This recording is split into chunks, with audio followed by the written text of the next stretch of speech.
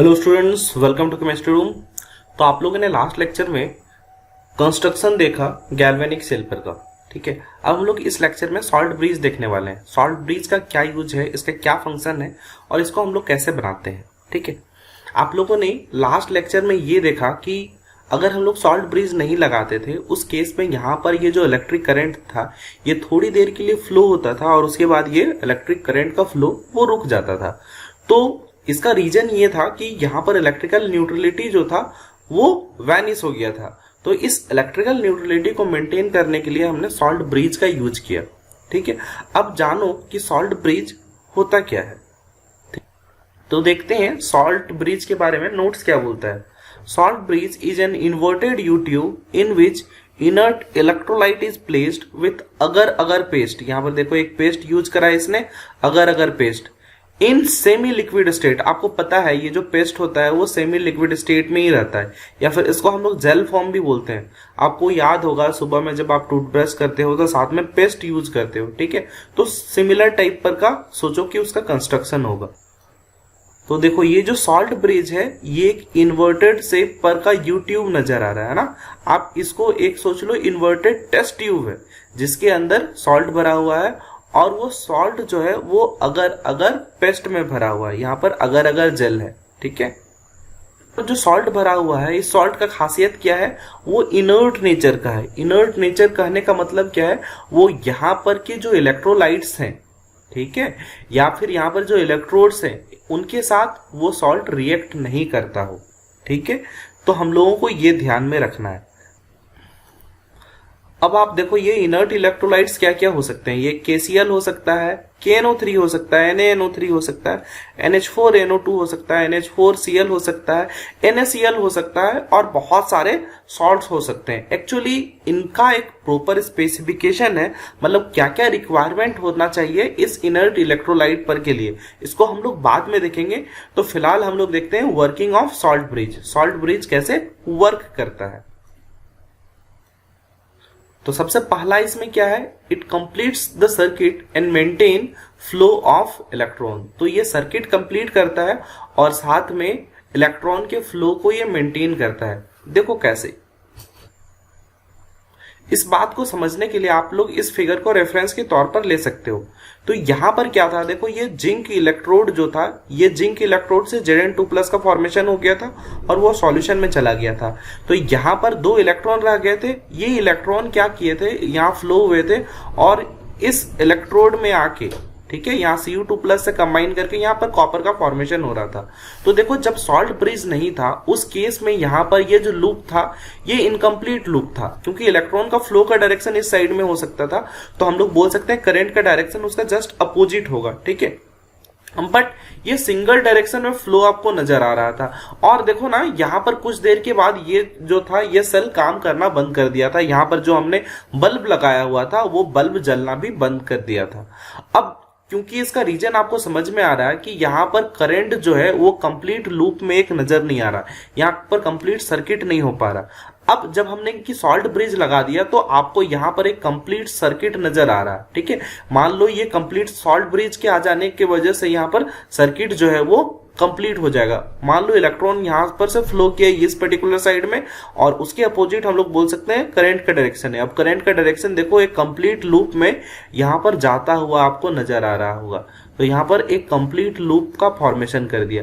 But इससे पहले जब ये सॉल्ट ब्रिज नहीं था उस केस में ये कंप्लीट लूप पर का फॉर्मेशन नहीं हो पाया था। और हमको पता है ये बात कि इलेक्ट्रिकल कंडक्शन के लिए कंप्लीट लूप का होना जरूरी होता है। तो यहां पर सॉल्ट ब्रिज का आपने पहला फंक्शन देख लिया। सॉल्ट ब्रिज का पहला फंक्शन क्या है, ये सर्किट को कंप्लीट करता है और इलेक्ट्रिक करंट को कंटिन्यूअस फ्लो करने में हेल्प करता है। ठीक है, तो हमने इसका वर्किंग का फर्स्ट फंक्शन देख लिया। अब हम लोग इसका सेकेंड फंक्शन देखते हैं। तो सेकेंड फंक्शन में लिख रखा है it maintains the electrical neutrality of electrolytic solution. ये हम लोगों ने देख लिया था लास्ट क्लास में भी। चलो वापस से इस चीज को मैं डिफाइन करता हूं। मैंने एक वर्ड बहुत अच्छे तरीके से यूज किया था इलेक्ट्रिकल न्यूट्रलिटी लास्ट क्लास में भी। ठीक है, तो हम लोग इस फिगर में देखते हैं सॉल्ट ब्रिज इलेक्ट्रिकल न्यूट्रलिटी को कैसे मेंटेन करता है। तो हम लोगों ने पूरा प्रोसेस देखा था इससे पहले वाले लेक्चर में ही कि ये जिंक इलेक्ट्रोड क्या करेगा, ये ऑक्सीडाइज होके Zn2+ का फॉर्मेशन करेगा और 2 इलेक्ट्रॉन लूज करेगा। ठीक है, आपको पता है losing of electron is called oxidation. अगर ये 2 इलेक्ट्रॉन ये लूज करता है तो ये 2 इलेक्ट्रॉन यहाँ पर इस वायर के थ्रू फ्लो होंगे और यहाँ पर ये जो कॉपर 2+ है इस सॉल्यूशन में, ये कॉपर 2+ के साथ कंबाइन करेगा और कॉपर का फॉर्मेशन करेगा। और इस वजह से क्योंकि यहाँ पर इलेक्ट्रिसिटी फ्लो होता था तो यहाँ पर ये बल्ब जो है वो ग्लो करने लगा था। बट इस दौरान क्या है, यहाँ पर देखो Zn2+ आयन का फॉर्मेशन हो गया।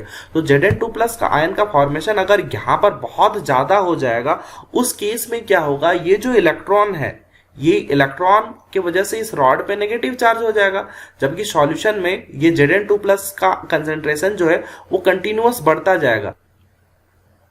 तो अगर मान लो ये प्रोसेस कंटिन्यूअस चलता रहा, उस केस में क्या होगा, ये जिंक से जब Zn2+ आयन का फॉर्मेशन हो रहा है तो यहाँ पर बहुत सारे आयन्स जो हैं वो एक्यूमुलेट हो जाएंगे और बहुत सारे Zn2+ आयन अगर एक्यूमुलेट होंगे, आपको पता है उन सब में पॉजिटिव चार्ज होता है। ठीक है, अगर इन सब में पॉजिटिव चार्ज होगा और आपको पता है ये इलेक्ट्रॉन रॉड पर चले गए, इसकी वजह से रॉड पर नेगेटिव चार्ज हो गया था। अब यहाँ पर इन पॉजिटिव चार्ज और नेगेटिव चार्ज के बीच में अट्रैक्शन फोर्स जनरेट हो जाएगा। तो अट्रैक्शन फोर्स जैसे ही जनरेट हो जाएगा तो ये इलेक्ट्रॉन का फ्लो को रोक देंगे, ये इलेक्ट्रॉन जो है वो आगे फ्लो नहीं कर पाएगा। इसी के अपोजिट हम लोग ऐसे देख सकते हैं। अब अगर हम लोग इस कंटेनर की बात करें तो इस कंटेनर में स्टार्टिंग में Cu2+ और SO4 दोनों पर का कंसेंट्रेशन जो था वो बराबर था, पर क्योंकि यहाँ पर ये जो 2 इलेक्ट्रॉन आए और 2 इलेक्ट्रॉन आने के बाद Cu2+ के साथ कंबाइन कर लिए और कॉपर का फॉर्मेशन हो गया, तो Cu2+ का पॉजिटिव चार्ज का स्ट्रेंथ धीरे धीरे घटते गया। तो उसका रिजल्ट क्या होगा, ये जो सॉल्यूशन है ये यहाँ पर नेगेटिवली चार्ज होता जाएगा और नेगेटिवली चार्ज होता जाएगा। तो एक बात बताओ, जैसे ही मान लो इधर से इलेक्ट्रॉन फ्लो करने चाह रहे हैं तो यहाँ पर ये इलेक्ट्रॉन पर नेगेटिव चार्ज होता है और यहाँ पर भी ऑलरेडी नेगेटिव चार्ज है SO4 आयन के मैक्सिमम होने की वजह से। तो ये नेगेटिव चार्ज इस नेगेटिव चार्ज को पुश करेंगे। तो वापस से अगर मान लो गलती से इलेक्ट्रॉन फ्लो करके आ रहा है तो ये उसको रिपेल करेगा और इलेक्ट्रॉन इस कंटेनर में आ नहीं पाएगा। तो इसका रिजल्ट हमें क्या देखने को मिला था, यहाँ पर इलेक्ट्रॉन का फ्लो जो था वो रुक गया था और इलेक्ट्रॉन का फ्लो अगर रुक जाएगा उस केस में यहाँ पर इलेक्ट्रिसिटी फ्लो नहीं होगा। ठीक है, तो यही हमने देखा था कि यहाँ पर इलेक्ट्रिकल न्यूट्रलिटी जो था वो वैनिश कर गया। तो यहाँ पर इलेक्ट्रिकल न्यूट्रलिटी को मेंटेन करने के लिए हमने सॉल्ट ब्रिज का यूज करा। देखो सॉल्ट ब्रिज में मान लो KCl पर का सॉल्यूशन है K+ और Cl-। ठीक है, तो यहाँ पर देखो जैसे ही Zn2+ का कंसेंट्रेशन बहुत ज्यादा हो गया, उस केस में Cl- जो है वो यहाँ पर ड्रॉप करेगा। तो Cl- ड्रॉप करने से क्या होगा, यहाँ पर जो प्लस चार्ज बहुत ज्यादा हो गया था उसको ये माइनस चार्ज आके न्यूट्रलाइज करेगा और यहाँ पर वापस से इलेक्ट्रिकल न्यूट्रलिटी हो जाएगा। अब देखो इस पर्टिकुलर साइड में नेगेटिव चार्ज बहुत ज्यादा हो गया था, तो इस पर्टिकुलर साइड में K+ आयन का फ्लो होगा और K+ आयन जो है ये एक्स्ट्रा जो नेगेटिव चार्ज आया था ये इसको मेंटेन कर देगा और वापस से यहाँ पर इलेक्ट्रिकल न्यूट्रलिटी आ जाएगा, जैसा कि इस कंटेनर में इलेक्ट्रिकल न्यूट्रलिटी आया था। तो हमने देखा कि ये जो सॉल्ट ब्रिज है ये वापस से इलेक्ट्रिकल न्यूट्रलिटी मेंटेन कर देगा और इलेक्ट्रिकल न्यूट्रलिटी मेंटेन करने के साथ ही जो कि इलेक्ट्रॉन यहाँ पर फ्लो करने के लिए बंद हो गए थे वो वापस से फ्लो करेंगे और आपका सेल फिर से स्टार्ट हो जाएगा, उससे सेल उसी तरह वर्क करने लगेगा। ठीक है, तो आप इस एनिमेशन को देखो, यहाँ पर प्रॉपर वो सारा चीज एक्सप्लेन है, कैसे इलेक्ट्रिकल न्यूट्रलिटी मेंटेन हो रहा है, कैसे पॉजिटिव चार्ज नेगेटिव चार्ज को न्यूट्रल बना रहा है। ठीक है, और वापस से वहां करंट फ्लो हो जा रहा है बहुत आसानी से। ठीक है, तो सॉल्ट ब्रिज का यूज आपने देख लिया। अब इसका थर्ड फंक्शन देख लो, ये बोल रहा है it also reduces the junction potential barrier. ठीक है, तो यहाँ पर कई बार लिक्विड जंक्शन पोटेंशियल बैरियर भी लिखा होता है, तो आप सोच लेना एक ही बात है ना, it also reduces junction potential barrier. तो इस बात को मैं समझाता हूं, जरा फिगर पर गौर करो। आप इस बात को समझने के लिए आप इस डायग्राम पर गौर करना। ठीक है, तो हम लोगों ने क्या देखा था, यहाँ पर Zn2+ पर का जो कंसेंट्रेशन था वो ज्यादा हो गया था और उसके वजह से पॉजिटिव चार्ज पर का फॉर्मेशन हो गया था सॉल्यूशन में। उसी तरह ये पर्टिकुलर साइड में नेगेटिव चार्ज पर का एक्सेस हो गया था। अब ये जो positive charge, excess positive charge आपस में एक दूसरे को रिपेल करेंगे। तो यहाँ पर पॉजिटिव चार्ज देखो इस पाइप के अंदर डिफ्यूज होने लगेगा, ये सॉल्ट ब्रिज के अंदर डिफ्यूज होने लगेगा। स्टार्टिंग में आप सोचो कि ये जो आपने एक इन्वर्टेड यू ट्यूब लिया है, इसके अंदर किसी भी टाइप पर का सॉल्यूशन आपने नहीं डाला है, कोई भी इलेक्ट्रोलाइट आपने नहीं डाला है। तो अगर ये इसके अंदर डिफ्यूज होगा, ठीक है, तो पॉजिटिव चार्ज, मान लो ये पॉजिटिव चार्ज यहां पर से अंदर इंसर्ट हो रहा, उसी तरह यहां पर नेगेटिव चार्ज आपस में एक दूसरे को रिपेल करेंगे, और ये रिपेल करते करते क्या हो जाएंगे, ये धीरे धीरे यहां पर इस पर्टिकुलर जगह पर नेगेटिव चार्ज पहुंच जाएंगे।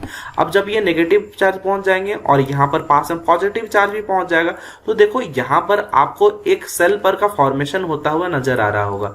आपको पता है ना, कहीं पर भी याद रहे कि कोई एक ऐसा जंक्शन होगा जहां पर आपको चार्ज सेपरेशन नजर आएगा, ठीक है, तो वहां पर एक सेल का फॉर्मेशन हो जाता है, वहां पर पोटेंशियल डिफरेंस क्रिएट हो जा रहा है। तो वैसा ही कुछ केस यहां पर नजर आ रहा होगा, ठीक है। तो इसी केस को हम लोग बोलते हैं जंक्शन जंक्शन पोटेंशियल बैरियर, ठीक है। अब ये बैरियर किस तरह बन गया उस बात को मैं दिखाने वाला हूं, बट आप एक बात याद रखना, कहीं पर भी चार्ज सेपरेशन होता है तो वहां पर पोटेंशियल डिफरेंस जनरेट हो जाता है, वहां पर पोटेंशियल जनरेट हो जाता है। तो देखो इस पूरे चीज को समझने के लिए मैंने कंप्लीट सर्किट बना रखा है। तो आप सोच लो ये जो ब्लैक लाइन जो मैंने बनाया है ये वायर की तरह है जहां पर इलेक्ट्रिसिटी फ्लो करेगा, ठीक। तो आपने इस पूरे प्रोसेस में देखा था कि जिंक से दो इलेक्ट्रॉन जो है वो कॉपर की ओर फ्लो कर रहे थे। तो देखो इलेक्ट्रॉन का फ्लो का डायरेक्शन अगर ये है जिंक टू कॉपर, मतलब अगर एनोड टू कैथोड है, उस केस में करंट का डायरेक्शन उसका जस्ट अपोजिट होगा, ठीक है। और अगर इसका जस्ट अपोजिट करंट का डायरेक्शन होगा तो देखो करंट का डायरेक्शन को मैंने यहां रिप्रेजेंट कर दिया है, ठीक है। अब आपको पता है यहां पर सेपरेशन ऑफ चार्ज के वजह से एक अलग तरह का सेल बन जाएगा, ठीक है। अब ये उसका पॉजिटिव टर्मिनल है, ये उसका नेगेटिव टर्मिनल है। अगर मान लो एक सेल के थ्रू आप एक वायर इस तरह सेट करते हो तो वहां पर करंट का डायरेक्शन क्या होगा, देखो वहां पर करंट का डायरेक्शन ये वाला करंट का डायरेक्शन होगा। तो आप ध्यान से देखो ये वाला करंट का डायरेक्शन और ये करंट का डायरेक्शन दोनों एक दूसरे को अपोज करते हुए नजर आ रहे होंगे।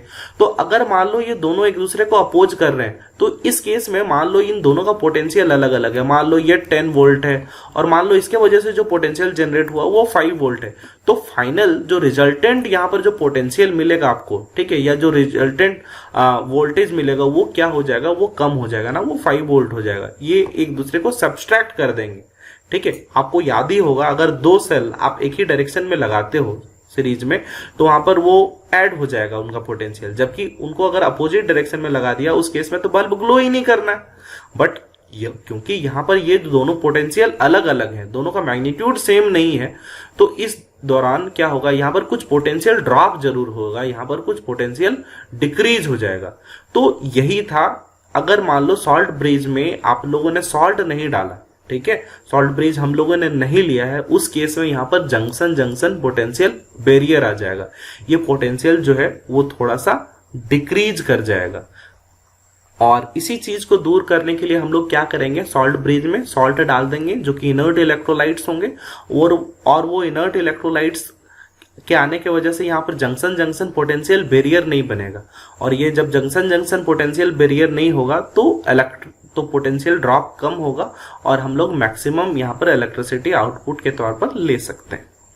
तो हमने थर्ड पॉइंट भी देख लिया, it also reduces the junction junction potential barrier, या कई बार ये लिखा रहता it also reduces liquid junction potential barrier, ठीक है। अब देखते हैं इसके properties of electrolyte in salt bridge. जो हम लोग सॉल्ट ब्रिज में इलेक्ट्रोलाइट यूज करने वाले हैं उनकी क्या प्रॉपर्टी है, वो कैसे होने चाहिए, उनके क्या कैरेक्टरिस्टिक्स है। तो देखते हैं पहला प्रॉपर्टी क्या है, it must be inert and do not react with solution in half cell. तो उसमें जो हम लोग इलेक्ट्रोलाइट यूज करने वाले हैं वो एक इनर्ट टाइप पर का होना चाहिए। अब इनर्ट कहने का मतलब इनर्ट गैस नहीं, इनर्ट कहने का मतलब क्या है, उसमें जो सॉल्यूशन लेंगे उसमें जो इलेक्ट्रोलाइट होगा या उसमें जो इलेक्ट्रोड होगा उसके साथ वो रिएक्ट नहीं करना चाहिए। मान लो अगर हम लोग KCl सॉल्यूशन ले रहे हैं तो Zn2+ के केस में हम लोग इसका यूज कर सकते हैं, क्योंकि यहाँ पर Zn2+ का फॉर्मेशन करेगा और Zn2+ आपको पता है ये पूरा आराम से डिसोसिएट हो जाएगा। जबकि मान लो अगर Ag पर का इलेक्ट्रोड है, ठीक है, उस केस में हम लोग KCl सॉल्यूशन यूज किए हैं, तो यहां पर क्या करेगा, Ag+ Cl माइनस के साथ रिएक्ट करके AgCl का व्हाइट प्रेसिपिटेट बना देगा, ठीक है, जो कि सॉल्यूशन से अलग हो जाएगा। तो आप इस बात को याद रखोगे कि अगर आपने Ag पर का इलेक्ट्रोड लिया है, उस केस में आप KCl पर का यूज नहीं कर सकते हैं as an inert electrolyte in salt bridge, क्योंकि ये इसके साथ रिएक्ट करके क्या है, व्हाइट प्रेसिपिटेट का फॉर्मेशन कर देगा, ठीक है। तो आप इस बात को इंश्योर कर लो कि जो भी इलेक्ट्रोलाइट आप सॉल्ट ब्रिज के अंदर यूज करने वाले हो वो एक इनर्ट नेचर का होना चाहिए, मतलब कि वो सॉल्यूशन के साथ या फिर इलेक्ट्रोड के साथ रिएक्ट नहीं करता हो, ठीक है। अब नेक्स्ट पॉइंट देखो, mobility of positive and negative ion of electrolyte filled in salt bridge must be same, ठीक है। तो ये एक बहुत इंपॉर्टेंट प्रॉपर्टी है, आप इसको वेरी वेरी इंपॉर्टेंट बोल सकते हो। यहाँ पर जो आप इलेक्ट्रोलाइट यूज करोगे, याद रखना उसका जो केटायन होगा और उसका जो एनायन होगा, उन दोनों का मोबिलिटी जो है वो सेम होना चाहिए। मतलब कि सॉल्यूशन में आयंस का जो मूवमेंट है केटायन और एनायन का, वो सेम होना चाहिए। अगर ये सेम नहीं होगा तो वहां पर इलेक्ट्रिकल न्यूट्रलिटी जो है वो अच्छी तरह से मेंटेन नहीं होगा। एक टाइम ऐसा जरूर आ जाएगा जब वो वैनिश कर जाएगा। इस वजह से हम लोग बोलते हैं कि केटायन और एनायन पर का जो मोबिलिटी है वो पक्के तौर पर सेम होना चाहिए। अब आप इसको फिगर से समझ सकते हो। तो आप लोगों ने देखा था यहाँ पर जैसे Zn2+ का सॉल्यूशन बहुत ज्यादा हो गया था, और अगर मान लो सॉल्ट ब्रिज में आपने यहाँ पर K+ और Cl- ले रखा है, ठीक है, तो Zn2+ को यहाँ पर न्यूट्रलाइज करने के लिए यहाँ पर Cl- आया था। उसी तरह इस पार्ट में SO4 को न्यूट्रलाइज करने के लिए K+ आया था। तो यहाँ पर K+ और Cl- का जो मोबिलिटी है ये सारा सेम होना चाहिए। अगर मान लो इसका मोबिलिटी सेम नहीं हो, उस केस में क्या होगा, कोई एक पार्ट में मान लो स्पीड ज्यादा हो जाएगा और एक पार्ट में स्पीड कम हो जाएगा, तो एक पार्ट तो न्यूट्रलाइज हो जाएगा और इलेक्ट्रिकल न्यूट्रलिटी मेंटेन कर लेगा, बट जो दूसरा पार्ट है वो अगर इलेक्ट्रिकल न्यूट्रलिटी मेंटेन नहीं कर पाएगा सही समय पे, तो फाइनली वापस से ये सेल एक ना एक टाइम पर आके स्टॉप हो जाएगा। तो हम लोग बोल सकते हैं कि ये जो आयंस हम लोग लेंगे सॉल्ट ब्रिज के अंदर, पक्के तौर पर इनका केटायन और एनायनिक पार्ट का मोबिलिटी जो है वो सेम होना चाहिए। यहाँ पर हम लोग एक और केस देख सकते हैं गैल्वेनिक सेल का। इससे पहले हमने वो गैल्वेनिक सेल को दो अलग अलग कंटेनर में बनाया था, अब हम लोग उसको एक ही कंटेनर में बनाना चाहते हैं। तो एक ही कंटेनर के लिए हम लोग क्या करेंगे, दो अलग अलग इलेक्ट्रोलाइट लेंगे, जैसे ZnSO4 और CuSO4 लिया, और इनके बीच में एक पोरस डिस्क हम लोग यूज करेंगे। यहाँ पर हमें सॉल्ट ब्रिज की जरूरत नहीं होती, ये जो पोरस डिस्क है यही सॉल्ट ब्रिज की तरह से काम करने लगता है। और यहाँ ZnSO4 को हमने जिंक इलेक्ट्रोड इस पे डिप कर रखा है, उसी तरह कॉपर इलेक्ट्रोड यहाँ पर CuSO4 में डिप कर रखा है। अब हम लोग इसको एक्सटर्नल एक सर्किट से जोड़ देते हैं, ठीक है। तो यहाँ पर सेम काम करेगा जैसे इससे पहले वाले सेल में करा था, बट यहाँ पर हमारे पास सॉल्ट ब्रिज नहीं है। इस केस में हमारे पास पोरस डिस्क जो है ये सॉल्ट ब्रिज का काम करेगा। ये पोरस डिस्क क्या है, आयंस पर के मूवमेंट को सिलेक्टिवली मूव करने देगा, और ये जो पोरस डिस्क रहता है ये CuSO4 और ZnSO4 को आपस में इंटरमिक्सिंग होने से रोकता है, ठीक है। तो विदाउट सॉल्ट ब्रिज हम लोग इस चीज का फॉर्मेशन कर सकते हैं, ये भी एक तरह का गैल्वेनिक सेल हो जाएगा। चलो अब हम लोग गैल्वेनिक सेल को समराइज करते हैं, ठीक है। तो गैल्वेनिक सेल में हमने देखा कि यहाँ पर केमिकल एनर्जी का कन्वर्जन जो है वो इलेक्ट्रिकल एनर्जी में हो रहा था, मतलब केमिकल एनर्जी हम लोग इनपुट ले रहे थे और इलेक्ट्रिकल एनर्जी हमें आउटपुट मिल रहा था। इस केस में हमने और क्या देखा, इस केस में जो ये रिएक्शन हो रहा था वो स्पॉन्टेनियस रिडक्स रिएक्शन हो रहा था, क्योंकि यहाँ पर रिएक्शन हमने खुद से नहीं कराया था, वो रिएक्शन अपने आप हो रहा था। इस वजह से हम लोग बोल सकते हैं वो एक तरह का स्पॉन्टेनियस रिडॉक्स रिएक्शन था। और अगर स्पॉन्टेनियस रिएक्शन होगा तो उस केस में आपको पता है डेल्टा जी का वैल्यू जो होता है वो नेगेटिव होता है, ठीक है। इस केस में और हमने क्या क्या देखा था, थर्ड पॉइंट देखो, two half cells are connected through salt bridge और porous partition in different containers। तो हमने देखा था यहाँ पर या तो हमने टू हाफ सेल्स को कनेक्ट किया था दो डिफरेंट कंटेनर में, या फिर उनको हमने एक ही कंटेनर में लिया था, और एक ही कंटेनर में अगर हम लोग ले रहे थे उसके लिए हम लोगों ने एक पोरस पार्टीशन से उसको कनेक्ट करा था, ठीक है, या फिर उसको डिफरेंशिएट करा था। हम लोग जब दो अलग अलग कंटेनर यूज कर रहे थे उस केस में हम लोगों ने सॉल्ट ब्रिज का यूज करा था। सॉल्ट ब्रिज का फंक्शन हमने देख लिया। नेक्स्ट हमने क्या देखा था कि एनोड जो होता है, एनोड का डेफिनेशन ही होता है जहां पर ऑक्सीडेशन होगा, ठीक है। तो इस केस में हमने क्या देखा कि ऑक्सीडेशन जो हो रहा था वो जिंक वाले साइड में हो रहा था, जहां पर जिंक इलेक्ट्रोड Zn2+ का फॉर्मेशन कर रहा था। तो Zn2+ का जैसे ही फॉर्मेशन कर रहा था तो वहां पर इलेक्ट्रॉन रह जा रहे थे उस इलेक्ट्रोड में, और जिसके वजह से वो नेगेटिवली चार्ज हो रहा था। तो इस केस में क्या होगा, एनोड जो होगा वो नेगेटिवली चार्ज होगा। और इसके जस्ट अपोजिट कैथोड की बात करें, कैथोड वो जगह होता है जहां पर रिडक्शन होगा, ठीक है। तो कॉपर 2+ 2 इलेक्ट्रॉन गेन कर रहा था और 2 इलेक्ट्रॉन गेन करके वो न्यूट्रलाइज हो रहा था, वहां पर रिडक्शन हो जा रहा था। तो कॉपर वाले इलेक्ट्रोड में Cu2+ जाके स्टिक हो रहे थे और जिस वजह से वो वहां पर पॉजिटिवली चार्ज इलेक्ट्रोड बन जा रहा था, ठीक है। और यहां पर हमने क्या देखा, electrons move from anode to cathode in the external circuit. यहां पर एक्सटर्नल सर्किट में एनोड से कैथोड की ओर इलेक्ट्रॉन्स फ्लो कर रहे थे और इसी के अपोजिट डायरेक्शन में करंट फ्लो कर रहा था, ठीक है। तो नेक्स्ट क्लास में हम लोगों ने गैल्वेनिक सेल पर का ईएमएफ देखना है, ठीक है, कैसे उसका ईएमएफ निकालेंगे।